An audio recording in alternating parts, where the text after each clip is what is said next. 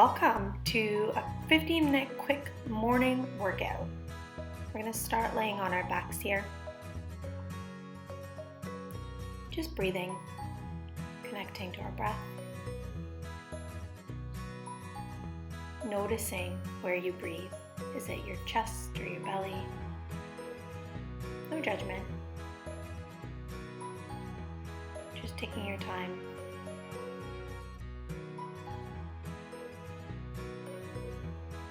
Notice if you shift it and you move more towards the belly, it becomes a little bit more relaxed.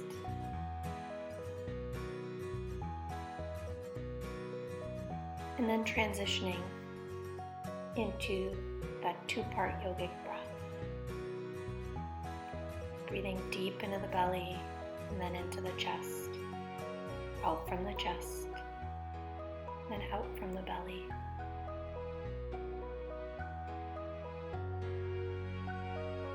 Going at your own pace here.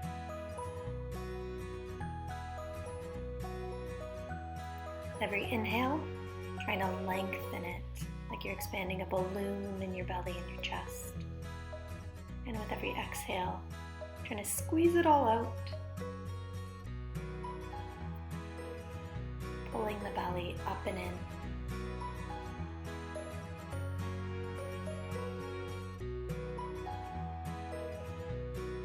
Taking this time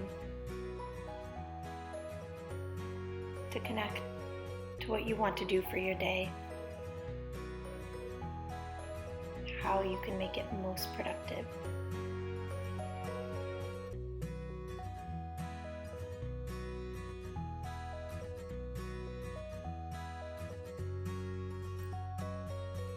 Trying to see if you can alter the breath to be longer on the inhale now.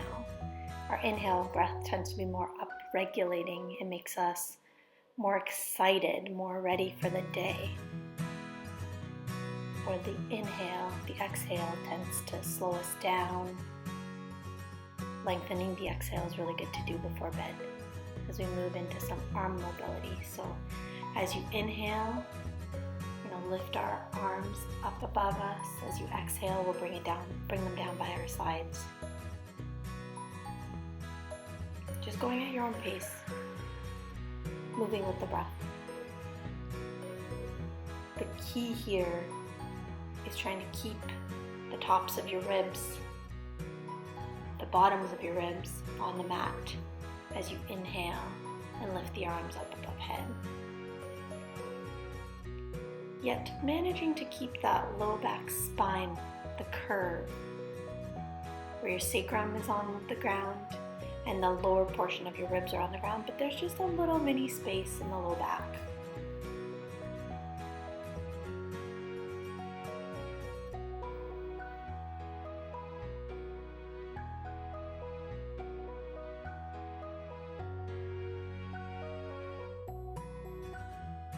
Taking your time, creating that movement in the shoulders as we shift into a three-part bridge lift. So we're going to start just by tilting the pelvis up as we exhale and lifting it just slightly off the ground.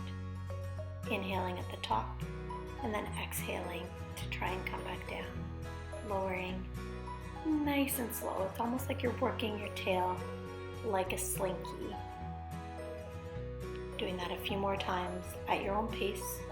Inhaling, and then as you exhale, rolling up nice and slowly. We want to create that nice stitching in the low belly as you exhale to come up.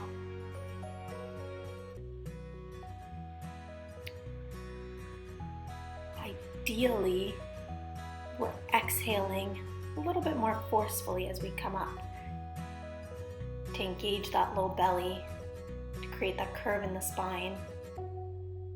Exhaling as we come down.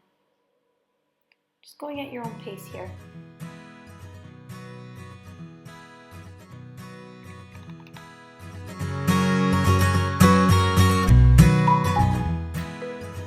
This is like we're doing like the Michael Jackson, what is that, Thriller video where he like thrusts forward. So kind of imagine that as if your pelvis was a bowl and you were trying to tip it forward. as we shift a little bit higher up to the middle of the low back. Now, as you exhale, you're lifting your butt, and as you inhale, you're trying to lower down one vertebrae at a time, as if it's a slinky. We're trying to foster the ab engagement, the core engagement, the connection between the top part of the body and the lower part of the body by firing up the belly muscles and keeping the butt engaged here. Once you tilt your pelvis forward like that, butt engagement becomes a little bit harder, but in a good way.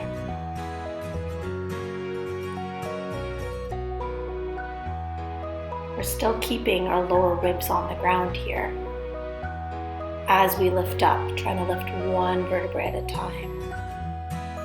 Then on the next exhale, as you come up, we're going to lift all the way up to where your bra strap or heart rate monitor line would be.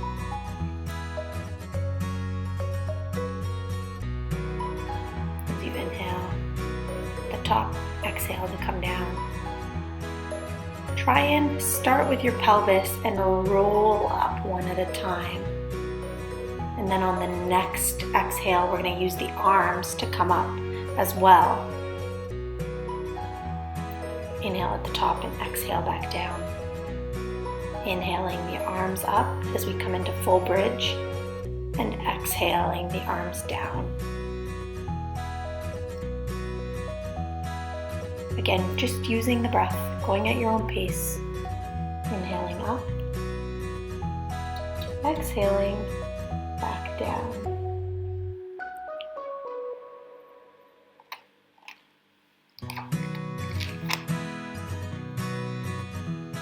On the next exhale, we're going to curl up into a little mini sit-up. So as we inhale, we'll lengthen, coming into a neutral spine, bringing the arms towards the ceiling. As we exhale, we'll crunch forward, pushing the low back into the ground. Inhaling, we come into that neutral spine, top of the ribs on the ground. Exhaling, this time to the left of the legs with the arms. Coming back up, exhaling to the right. As you exhale, reaching to the left, trying to get the ribs and the shoulders off the ground. Coming back down, just going at your own pace. As we lift the shoulders off the ground, it tends to take the pressure off of our neck, which for some reason really wants to do ab work for us. It's just a helper muscle.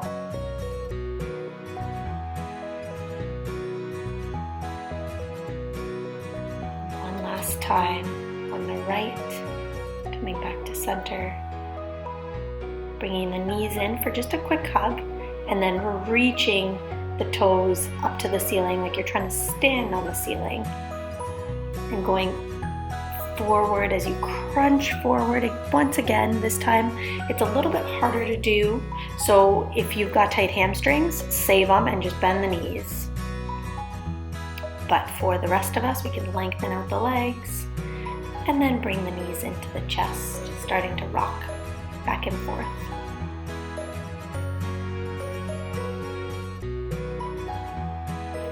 Every time we rock forward, trying to hover on the sit bones just an extra second until we come into Navasana. Breathing here, holding, keeping the knees bent if you need, and then crossing the knees over to come into a nice neutral seated position.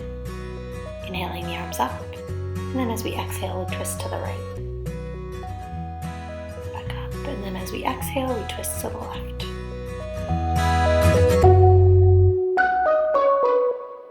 Bringing ourselves into Dandasana, so feet out nice and long in front of you. Engaging the quads, pulling the belly up and in for a neutral spine. Shifting the legs to the right and then leaning towards the left to give yourself a little bit of a side body stretch. Coming back into Dandasana. And then sending the legs to the left. Coming back forward and shifting ourselves into tabletop here. Nice and neutral spine. Going to transition through a few cat-cows. So as we inhale, we look forward. As we exhale, we push the hands in the ground, tuck the pelvis under. We're kind of mimicking that bridge we did earlier where we tuck the pelvis under, try and round the low back. As we exhale, and then as we inhale, we look forward.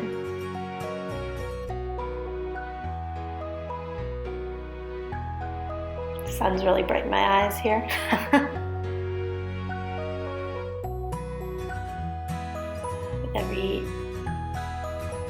We sit back, grabbing the block here. We're going to prep our shoulders for some downward facing dog. Bringing the block up parallel with the top of your mat. A book around the same size would probably do you pretty well the same thing. Bring the forearms down to the ground, and we're going to lift up into dolphin pose. So the key here is to try and sort of hide the armpits is the best way to put it, where you're hugging the shoulders in, you're hugging the elbows in, but creating enough space for your head. So your ears and your shoulders are not one. The shoulders are away from the ears. Not wearing earrings as shoulder blades. Maybe just shaking your head no, and then shaking it yes, to make sure your neck is nice and free. Like I said, it likes to be a little bit of a helper. Bring yourself back down, rolling through the spine and moving the block off to the side as we get ourselves ready for downward facing dog. So here we're trying to create that same motion we had in the dolphin pose where we tuck our shoulders to the side, or we tuck our armpits underneath, bring the shoulder blades down. And then whenever you're ready, walk up to the top of the mat. Coming into a little squat here, and we're going to work on some ab engagement. So here, shift your weight forward onto your hands, and then slowly straighten out the legs, trying to keep as much weight as you can in your hands. You'll notice that deep belly connection happens there. Pushing in, shifting forward, just going a few times at your own pace, getting that feeling of shifting towards the top of the fingertips, almost like we're prepping for handstand. We're not going into handstand, so no need to stress, but we're just getting that feeling, the connection between the top portion and the lower portion of your body. And stepping back into plank, apparently for me, really high plank, and then exhaling down, inhaling into upward facing dog, exhaling into downward facing dog. Taking a breath, looking forward, and stepping back to the top of the mat. Exhaling as you bring your hands down 2 fist width and making sure that your feet are 2 fist width apart. Oh, that's a tongue twister. And then just swaying for a second. We'll grab the block here, prepping ourselves for chair pose. So coming down, pushing in, kind of creating a little bit more buoyancy through the feet and letting that rebound you up into chair pose. It's very easy to let this hang out in your back. So it's really, really easy to just dump in. That creates tension in the low back. That actually creates no ab engagement. So you want to tuck the pelvis under. You want to create that neutral spine as if you're on the mat, the same way we had when we were doing those bridge lifts, the lower part of the rib cage on the bottom of the mat, and exhale to come down. Pushing back in, coming back up, and then this time holding the block in your hand if you're ready, keeping that block forward, reaching up without chest flaring, keeping those ribs knitted down, the belly engaged, coming into a chair pose. And perhaps you sit down a little bit further if you've got the room. Taking a breath here, exhaling to come back down. Moving the block out of the way, we won't be needing that anymore. Coming into shifting into those hands again, just trying to give yourself a little bit more weight in there so that your body knows how to connect the two sides. Maybe shifting one knee, then the other, bending one and then the other, and then stepping the left foot back. Pushing into the ground, engaging the outside of that right leg as we inhale the arms up. Bending that back knee so the shin is perpendicular to the floor, tucking the pelvis under, and then straightening the back knee. And then exhaling to bring the hands to frame the foot. Left foot meets right, and then right foot sends back into that high lunge. Inhaling the hands up. Once again, bending the knee, tucking the pelvis under. You might feel a bit more of a quad stretch and a little bit more of right side glute engagement here. And then whenever you're ready, exhaling the hands down to frame the foot. Stepping forward, forward fold, inhale to a flat back. Shifting the hands forward, shifting the weight forward, and making your way into an easy seat. Bring the hands to heart center into Namaste. As you exhale, we'll turn to the right. Inhale, back to center. Exhale, the other side.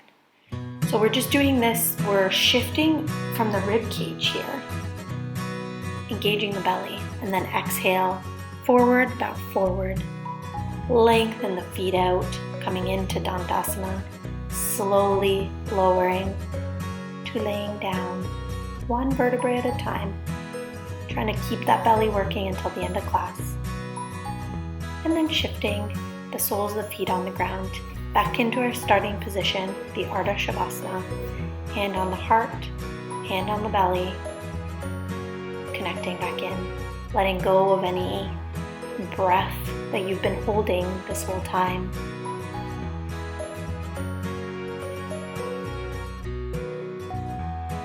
Just connecting inwards, noticing every little portion of your body, starting with the toes, shifting all the way up to your ankles and your calves, thighs, butt, belly, back, chest, ribs, neck, face, just letting it all kind of flow through you as the breath comes in.